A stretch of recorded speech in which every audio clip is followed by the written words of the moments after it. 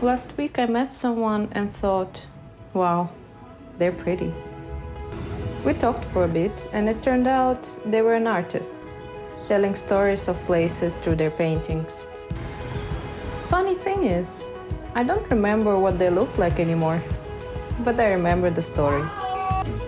And I think places are like that too.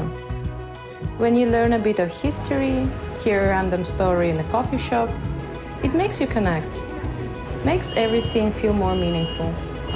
You start to care more and enjoy it more. Because not everything is about looks, you know. So today, let's see what stories we can find in Khlong San. Let's go.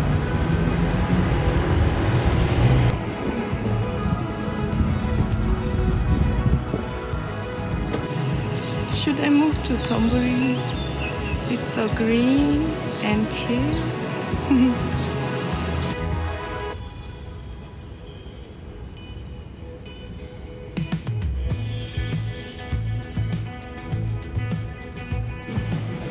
Meow. I like the new city navigation. Very nice.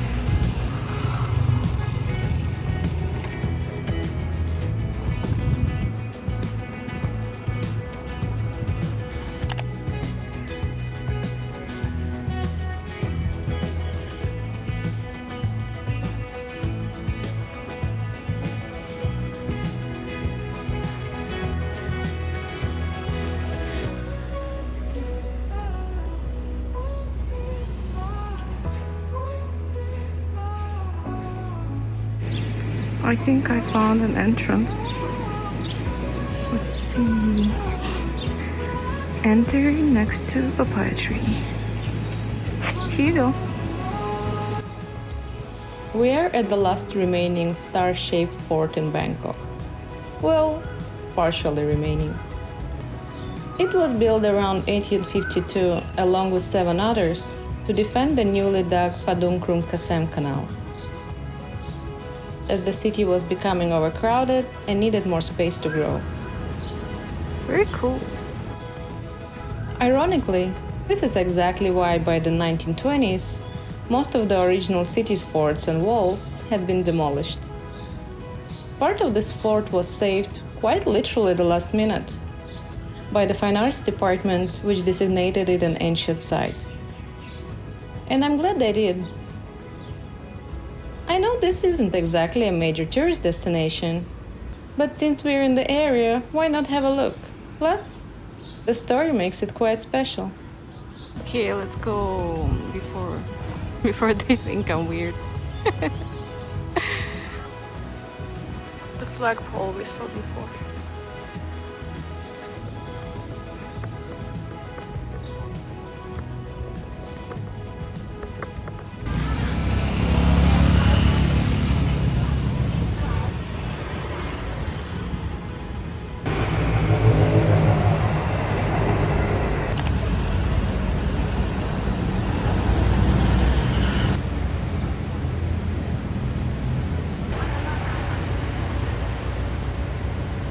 This cafe was recommended to me by Total Coffee Nerd. I met him in Bali last year, and we had one of those conversations that felt like we'd been friends for years. He owns 2 coffee shops there. One is a handbrew spot where he makes the coffee himself, and the other one you can see on the sticker, the Little Lanka coffee. He loves Bangkok, and Walden is his favorite coffee shop in town. So being here now feels extra special.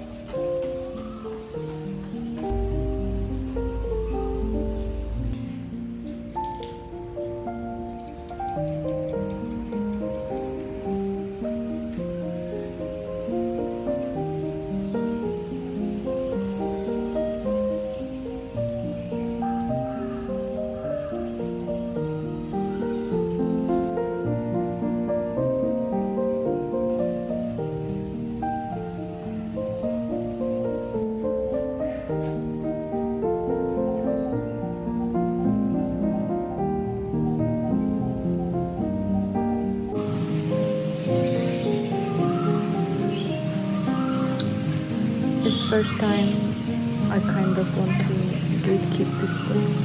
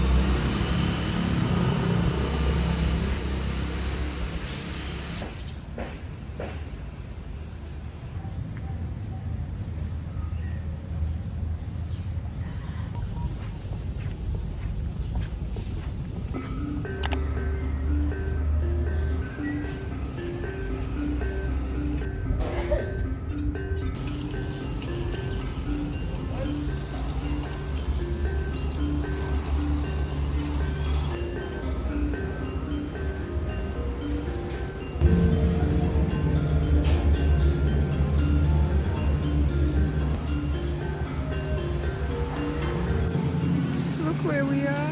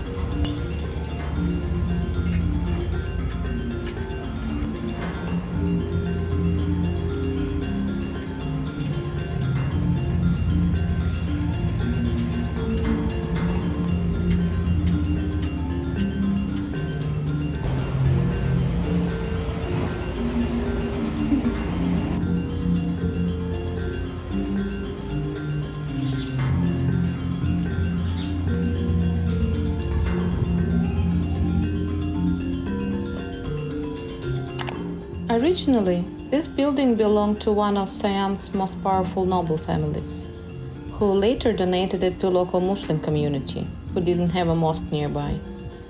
There were actually two groups here, craftsmen from southern Thailand and Indian traders.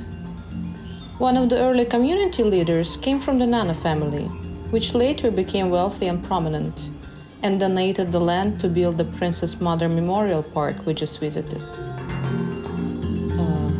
Wait, wait, the Thai-Indian Nana family? Wait, is this the Nana family? The Nana Sukhumvit area named after him? What?